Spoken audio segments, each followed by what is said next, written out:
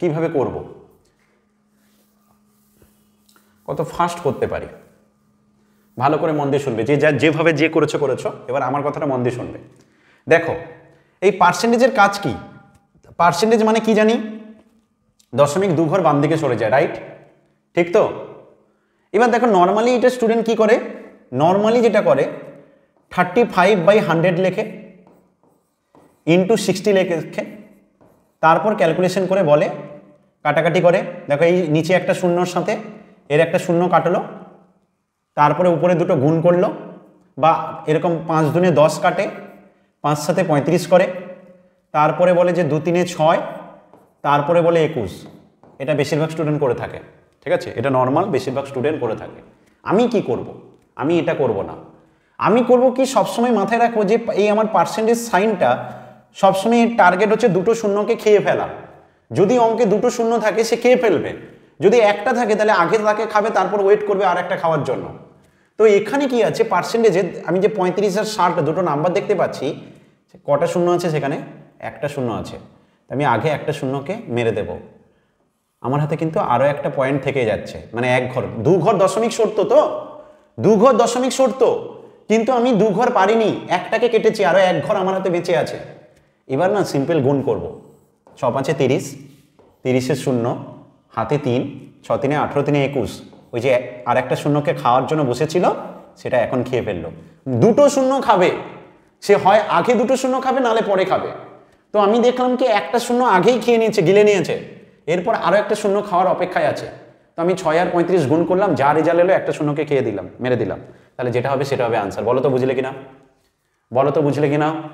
যদি এই লজিকটা বুঝে গেছো তাহলে তাহলে ভেবে দেখো, এই যে 55% অফ 400, এই যে ক্যালকুলেশনটা কি হবে না, এই পার্সেন্টেজ তোমার দুটো শূন্যকে খেয়ে ফেলবে। তাহলে তোমার আনসার কি হবে? 4 আর 55 গুণ করো, 4 5 20, 20 শূন্য হাতে 2, 4 5 20 2 22। কি গো বুঝলে? বুঝলে বুঝলে বুঝলে? যেমন 63% অফ 200, দুটো শূন্যকে পার্সেন্টেজ খেয়ে ফেলবে, তাহলে 63 আর 2 গুণ করবো হয়ে যাবে 126, 63 আর 2 গুণ করবো হয়ে যাবে 126। পার্সেন্টেজ কি করবে? দুটো শূন্যকে খেয়ে ফেলবে। তাহলে হয়ে গেল 63% অফ 200 মানে হচ্ছে 126। ডিরেক্ট আনসার দিয়ে দেবো। আবার একটা মজার জিনিস জানবো, যে কারোর যদি এক্স পার্সেন্টেজ অফ ওয়াই এটা দেয়, এটার ওয়াই পার্সেন্টেজ অফ এক্স, দুটো কথা সেম। কেমন সেম সেটা দেখাচ্ছি এখনই। এক্স পার্সেন্টেজ অফ ওয়াই আর ওয়াই পার্সেন্টেজ অফ সেম, এই কারণে 35% অফ 60 আর 60% অফ 35, দুটো রেজাল্ট সেম হবে, দুটো রেজাল্টই সেম হবে। কেন হয়, কারণ কি সেটাও আমরা দেখে নেই। দেখো এক্স পার্সেন্টেজ অফ ওয়াই, এইটা মানে বেসিক্যালি আমরা কি লিখি? আমরা লিখি এক্স বাই 100 ইন্টু ওয়াই, মানে কি লিখি? X Y by 100। কেউ যদি তোমাকে বলতো ওয়াই পার্সেন্টেজ অফ এক্স কত হবে, তখন কি লিখতাম? তখন লিখতাম ওয়াই বাই 100 ইন্টু এক্স, মানে কি দাঁড়াতো? আলটিমেট সেই এক্স ওয়াই বাই 100 হতো। যেহেতু এই দুটো রেজাল্ট সমান সবসময় হচ্ছে, তাই এক্স পার্সেন্টেজ অফ ওয়াই আর ওয়াই পার্সেন্টেজ অফ এক্স একই। মানে ছুরি তরমুজের উপর পড়ুক বা তরমুজ ছুরিতে গিয়ে পড়ুক, কাটবে তরমুজ। তো এখানে ব্যাপারটা same, X percentage of Y আর ওয়াই পার্সেন্টেজ অফ এক্স রেজাল্টটা সবসময় একই। বুঝে গেছো? যে কারণে 60% অফ 35 যা হবে, 35% অফ 60 তাই হবে। বুঝে গেছো? কনফার্ম করো। কোথায় কাজে লাগবে? একজন স্টুডেন্ট বললো স্যার এটা কোথায় কাজে লাগবে বলুন। কোশ্চেন ধরো দিয়েছে 99% অফ 33 পূর্ণ 1/3, এটা বের করো। কোশ্চেন এটা দিয়েছে তোমাকে যে বলো তো 99% অফ 33 পূর্ণ 1/3 কত হবে? ভয় পেয়ে গেছি, কিন্তু ভয় কেন পাবো? ভয় পাওয়ার কি আছে?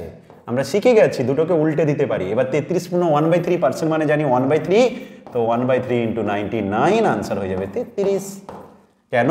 এইটা মানে আমরা কি জানি না, এটাকে স্যার বলেছে, এরকম ভাবে আমরা লিখতে পারি। স্যার কেন বলেছে আমি প্রমাণও করে নিয়েছি যে 33 পূর্ণ 1/3% অফ 99, আর এটা সেম, আর এটা মানে 1/3 হয়, তাই হয়ে গেল 1/3 ইন্টু 99, তাই আনসার হয়ে গেল 33। বলো তো বুঝেছো কিনা? বলো বুঝেছো? রিপ্লাই করো।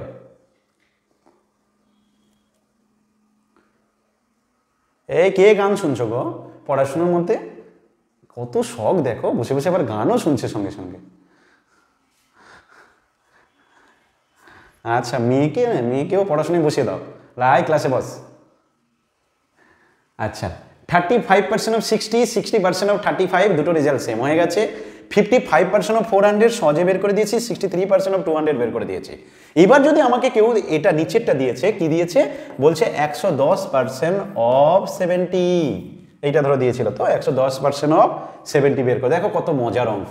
কি করব, আমি জানি পার্সেন্টেজ দুটো শূন্যকে খেয়ে ফেলে, হয় ওরটা খাবে নাহলে অন্যেরটা খাবে, মানে হয় একসাথে দুটো খাবে নাহলে এর একটা, যাই হোক দুটো খাবে, দুটো শূন্য খাবেই খাবে। তাহলে এখান থেকে একটা ওখান থেকে একটা বাদ দিয়ে দিলাম, হয়ে গেল আনসার 77। বলো তো বুঝেছো?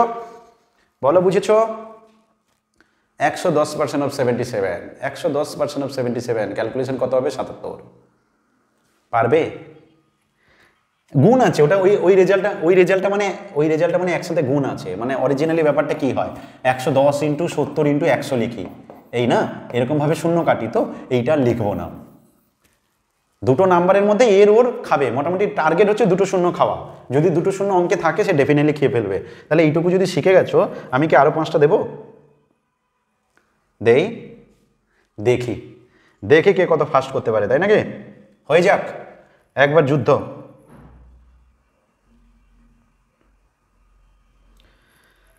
দেখি 5টা দিয়ে দেই। 770% অফ 20, 330% অফ 30, আচ্ছা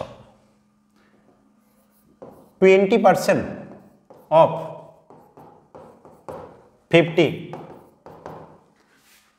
550% অফ 110। 4টে হয়েছে, আরেকটা।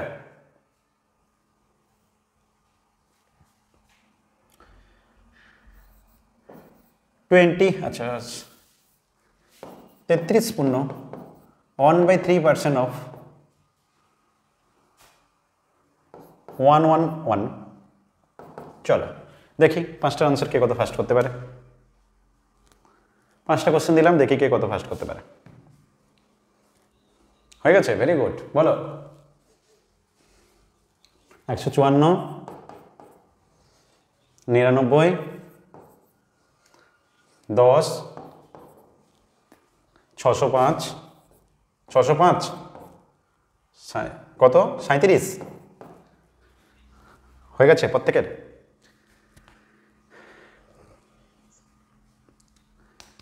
সেম হলে সেম বলবে, নালে কোনো দ্বিমত থাকলে বলবে।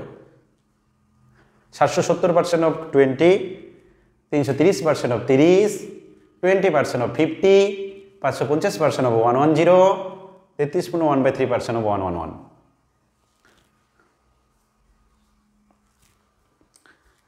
বলো ঠিক আছে?